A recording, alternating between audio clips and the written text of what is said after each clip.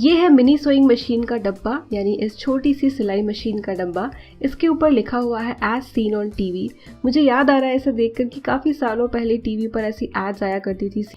आप लोगों को और एक चीज़ बता देना चाहती हूँ कि मेरे पास ऊषा जनोमी की मशीन है। हमारे घर में ऊषा की सिलाई मशीन है। मुझे सिलाई करना आता है, तो क्योंकि मुझे सिलाई करना आता है और मैं सिलती हूँ, तो उस हिसाब से ही मैं आपको इस मशीन का रिव्यू दूंगी। साइज वाइज तो ये मशीन काफ़ी छोटी है ही और इसका वेट भी बहुत कम है। ये देखिए, इसके साथ एक चार्जर टाइप की इसकी केबल आई है और एक पैडल फुट आया है। तो ये जो पैडल है, इसकी वायर आप देख सकते हैं, तो नॉर्मल जो मशीन्स होती हैं उसके सामने ये काफ़ी पतली है, और ये जो चार्जर है इसकी केबल नॉर्मल वाली है। तो दोनों में साथ में कनेक्टर्स दिए हैं। अब मैं आपको आगे दिखाती हूँ कि पैडल फुट को और इसका जो चार्जर है, मतलब इसका जो प्लग है, इसे कहाँ पे प्लग इन करना है। ये देखिए, तो फुट पैडल के लिए ऊपर लिखा हुआ है फुट पैडल। फुट पैडल और जो पावर प्लग का कनेक्टर है, दोनों ही अलग है, तो कोई कंफ्यूजन होने की गुंजाइश ही नहीं है। यहाँ 3 बटन्स दिए गए हैं। सबसे ऊपर से बल्ब ऑन ऑफ होता है। बीच वाला जो बटन है, इसे प्रेस करने से मशीन शुरू होती है, और सबसे नीचे वाला जो है सिलाई की स्पीड के लिए है, हाई स्पीड या लो स्पीड। नॉर्मल मशीन्स में इस तरह की पिन दी गई होती है धागे की रील के लिए, जो नॉर्मल सिलाई में इस्तेमाल होता है, पर इस मशीन के लिए यहाँ पे अलग से बॉबिन दी गई है। ऊपर की जो धागे की रील वाली पिन है, उसे कैसे यूज़ करना है मैं आगे आपको बताती हूँ। तो ये देखिए, यहाँ पर नॉर्मल ऊपर की सिलाई और नीचे की सिलाई दोनों के लिए बॉबिन ही इस्तेमाल होती है। तो ऊपर वाली बॉबिन जो है वो यहाँ पर लगानी है। बस खींच के आप इसे निकाल सकते हैं और बॉबिन को भर के आप वापस से लगा सकते हैं। बॉबिन कैसे भरनी है ये आगे मैं आपको बताऊंगी। इसके बाद जो नेक्स्ट आप नॉब देख रहे हैं, यहाँ पे प्लस और माइनस है। प्लस की तरफ घुमाएंगे तो टेंशन बढ़ेगा, यानी जो सिलाई है ज़्यादा टाइट और छोटी आएगी। नेक्स्ट ये लीवर है, जो कि नॉर्मली सिलाई मशीन्स में होता ही है। नेक्स्ट है ये व्हील। तो व्हील नॉर्मली मशीन्स में होती ही है, ये घूमती है जब हम मशीन को चलाते हैं। मैन्युअली भी आप घुमा सकते हैं। और ये जो बाहर निकला हुआ हिस्सा है, इसका इस्तेमाल कैसे करना है मैं आपको आगे दिखाऊंगी। साइड में एक कटर भी दे रखा है, इसमें से आप धागा कट कर सकते हैं। ये फुट लिफ्टर है, जो कि नॉर्मल प्रेस फुट जो होता है उसे उठाने और नीचे करने के लिए यूज किया जाता है। यहाँ है मशीन की सुई और नीचे फुट दिया गया है। इसका फुट जो है फिक्स्ड है, इस फुट को बदला नहीं जा सकता, ये एक लिमिटेशन है। ये जो स्क्रू आप देख रहे हैं, इसे आप लूज करके आप जो सुई है इसे निकाल सकते हैं, चेंज कर सकते हैं। इस वाली मशीन में बॉबिन ऊपर की तरफ है, नॉर्मली साइड में नीचे की तरफ होती है। बॉबिन केस में एक तरफ से एक नॉच दिया गया है, बस उससे आपको उठाना है। और आप देख सकते हैं कि इसमें और एक अलग से बॉबिन का कोई केस नहीं है, जो कि नॉर्मली मशीन्स में होता है। तो ये एक डिफरेंस मुझे दिखा। ये देखिए, धागा ऐसे कट कर सकते हैं। और एक बहुत इंटरेस्टिंग चीज़ कि ये मशीन बिना इलेक्ट्रिसिटी के सप्लाई के भी इस्तेमाल की जा सकती है, बैटरी से।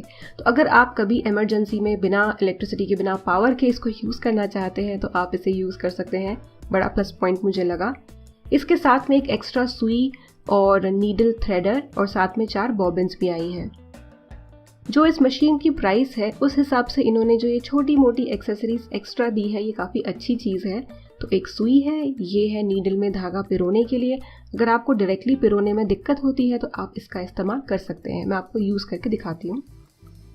ये देखिए, पहले आप सुई में से इसे निकाल लें और जो इसका बड़ा हिस्सा है लूप वाला, उसमें से धागा निकालें और इसे वापस से सुई से बाहर खींच लें। तो साथ ही में जो धागा है वो भी खींचकर बाहर आ जाएगा। सबसे ऊपर वाला जो बटन है, ये सुई के ऊपर के बल्ब को शुरू बंद करने के लिए है। सेकंड वाला मशीन को चलाने के लिए और थर्ड वाला स्पीड के लिए। तो अब मैं आपको देती हूँ इसका डेमोन्स्ट्रेशन, यानी इसे आप यूज़ कैसे कर सकते हैं और क्या ये अच्छे से काम करती है। तो मैंने यहाँ पर लिया है कपड़ा, ये रेयॉन है और मैंने डबल लेयर ली है। मैंने कुछ नहीं किया, सिर्फ फुट के नीचे कपड़े को लगा दिया और सेकंड नंबर पे जो बटन है उसे मैंने प्रेस किया। बटन प्रेस करने के बाद मशीन शुरू हो जाती है। ध्यान रहे कि बटन के पास ही आपकी उंगली हो, क्योंकि आपको बटन को दोबारा से प्रेस करके ही इस मशीन को बंद करना पड़ेगा। नॉर्मली जो मशीन्स होती हैं, जैसे मैं ऊषा जनोमी से इसे कंपेयर करूँ जो मेरे पास ऑलरेडी है, तो वहाँ पर केवल फुट का ऑप्शन है। वहाँ पर ऐसे कोई बटन नहीं दिया गया है। जिसे सिलाई करने की इतनी आदत नहीं है, इतनी प्रैक्टिस नहीं है, उसके लिए बटन मेरे ख्याल से काफ़ी अच्छी चीज़ है। अगर आपके पास ये मशीन ऑलरेडी है या फिर आपने खरीदी है और सिलाई सही नहीं आ रही है, तो जो टेंशन वाला नॉब है उसे आप एडजस्ट करके देखें। चलिए मैं आपको दिखाती हूँ फुट पेडल कैसे यूज़ करना है। मैं सेकंड वाला बटन यूज़ नहीं करूँगी। जैसे ही आप फुट को प्रेस करेंगे मशीन चलने लगेगी, जैसे ही आप उठाएंगे मशीन रुक जाएगी, जैसे नॉर्मली मशीन्स में होता है। मुझे फुट पेडल ज़्यादा कंफर्टेबल लगता है। मुझे लगता है कि फुट पेडल से सिलाई पर उसे रोकने चलाने में ज़्यादा कंट्रोल होता है, तो मैं प्रेफर करूँगी फुट पेडल अगर मैं इस पर कोई प्रोजेक्ट करती हूँ तो। अब मैं एक सिंगल लेयर ऑफ कपड़ा मैं यहाँ पर सिल रही हूँ और देखिए इस पर भी सिलाई अच्छे से आ गई। टेंशन नॉब को घुमा के मैंने थोड़ा सा टाइट कर दिया था। इस मशीन से बॉबिन भी भरी जा सकती है। अब मैं आपको दिखाती हूँ कैसे। तो जो धागे की रील की पिन है उसे ऊपर करें और जो एक बॉबिन इसके साथ दी गई है उसे ले लें। और हाँ, ध्यान रहे कि जो धागा है वो सुई में नहीं होना चाहिए। सुई से धागे को निकाल के जस्ट लूज छोड़ दें। धागे की रील इस पिन पर लगाएं और आपकी बॉबिन पर जस्ट 1-2 बार आप लपेट लें। मशीन की व्हील से जो बाहर आया हुआ हिस्सा है जो मैंने आपको दिखाया था वो बॉबिन भरने के लिए है। उस पर आप बॉबिन को प्रेस करें, अटक जाएगी। बस अपनी मशीन का जो फुट पेडल है या तो वो चला दे या तो सेकंड नंबर का बटन चला दे और आपकी मशीन चलने लगेगी। जैसे एक सहारा देने के लिए मैंने अपनी फिंगर का इस्तेमाल किया है। आप चाहें तो एक पेन या फिर कुछ भी ऐसी चीज़ ले सकते हैं। और ये देखिए बॉबिन भर रही है। इस मशीन में बाय डिफ़ॉल्ट हाई स्पीड होती है। अगर आप हाई स्पीड और लो स्पीड वाले बटन को प्रेस करेंगे तो आपकी मशीन की स्पीड कम हो जाएगी। आप स्पीड बढ़ाकर बॉबिन फटाफट भर सकते हैं। और हाँ, आप उस हाई और लो स्पीड वाले बटन का इस्तेमाल अपनी सिलाई को कंट्रोल करने में कर सकते हैं जिसमें आप कंफर्टेबल हो। बस बॉबिन भरने के बाद धागा निकाल लें और इसे पिन को वापस अंदर कर दें। मेरा कंक्लूजन ये है कि ये मशीन अपना काम अच्छे से करती है, लेकिन इसमें बहुत लिमिटेड ऑप्शंस हैं।